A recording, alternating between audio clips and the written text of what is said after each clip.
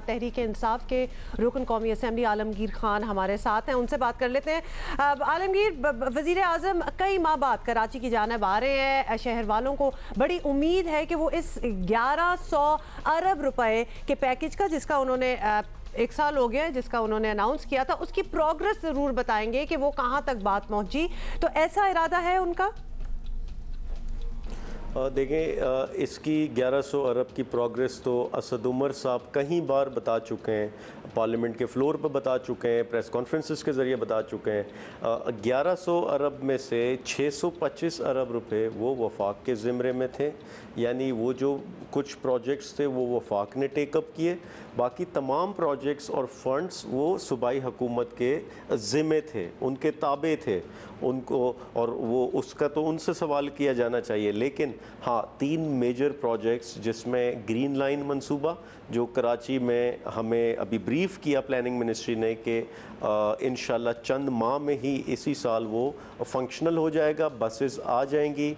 उन्होंने तो कहा कि अक्टूबर से ये प्रोजेक्ट फंक्शनल हो जाएगा, बसेस रूट पर आ जाएंगी और चलना शुरू हो जाएंगे, आमदोरफ्त शुरू हो जाएगी। इसके अलावा दूसरा मंसूबा सर्कुलर रेलवे का था जिसकी फिजिबिलिटी रिपोर्ट तैयार कर ली गई है, वो भी अक्टूबर ऑनवर्ड्स उस पर इसकी टेंडरिंग प्रोसेस में ये चीज़ चली जाएगी।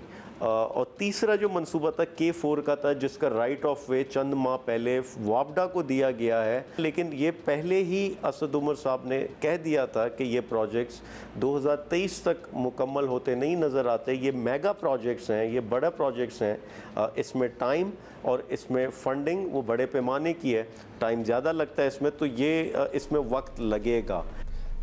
चलें आप, अच्छा, आपने बहुत वादे कर दिए आलमगीर, कहीं आपका भी वो हमारी वो एक लिस्ट है जिसमें बड़े वादे हुए कि ये सारी ट्रांसपोर्ट वगैरह ये कब चलेगी, लेकिन तो उसमें कहीं आपका नाम ना आ जाए?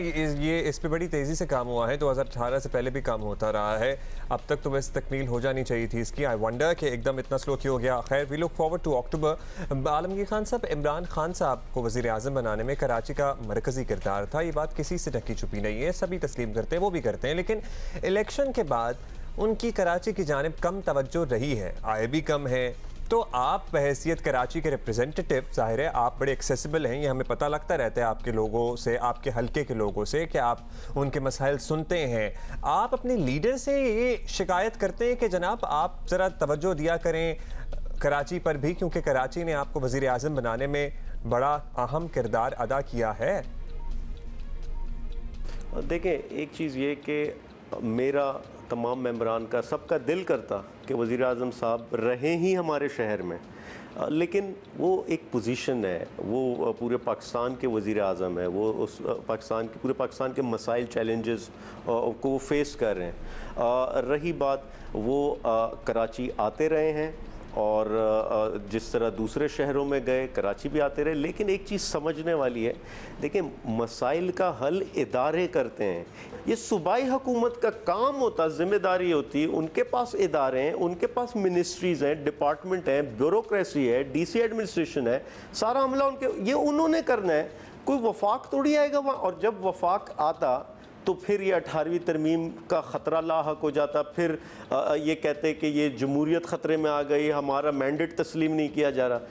फिर लोग हमसे कहते, पूछते कि आप सूबाई हुकूमत से कोऑपरेट क्यों नहीं करते, उनसे मिल के क्यों नहीं करते। भाई कैसे करें, इनके ऊपर केसेस हैं, नैब चार्जेस हैं, इनके सरबराहान अडियाला जेल जा चुके हैं, वो आपसे हमसे कोऑपरेट करेंगे? इनके वज़ीर आला पर चार्जेस हैं, केसेस हैं, वो हमसे कोऑपरेट करेंगे? वो तो NRO मांगते हैं, NRO हम देते नहीं, तो कोऑपरेशन लेवल कैसे बेहतर हो सकता?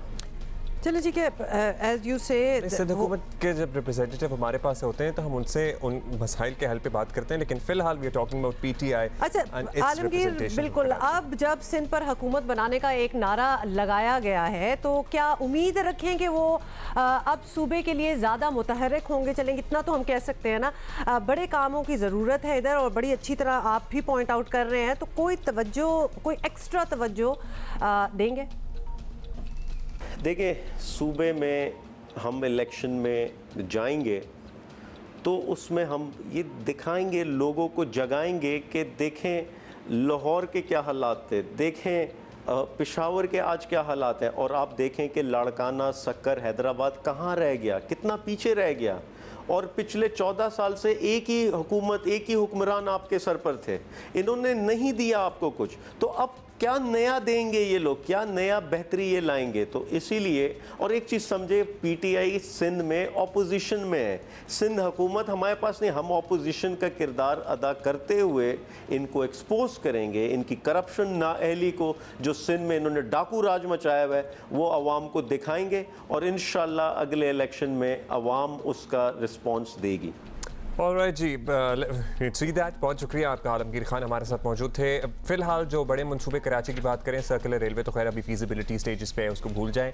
ग्रीन लाइन जो पिछले दौरे हुकूमत में शुरू हुआ था वफाक की तरफ से, वो ही कंप्लीट होके मंतकी अंजाम तक पहुंच जाए और उस पर वाकई लोग ट्रैवल करना शुरू करते हैं, ये बड़ी बात होगी and we certainly look forward. लेकिन एक बात जो आलमगीर ने की और विच हैज़ वेटेज एक्चुअली, क्योंकि जब आप अंदरूनी सिंध को देखते हैं और कोई आप कंपैरिजन करने की कोशिश करते हैं from similar places in Punjab and KP, तो वाकई आपको फिर नज़र आ जाती है बात कि कितनी कम, अगर हुई भी है कोई प्रोग्रेशन तो उसकी स्पीड इतनी सुस्त रही है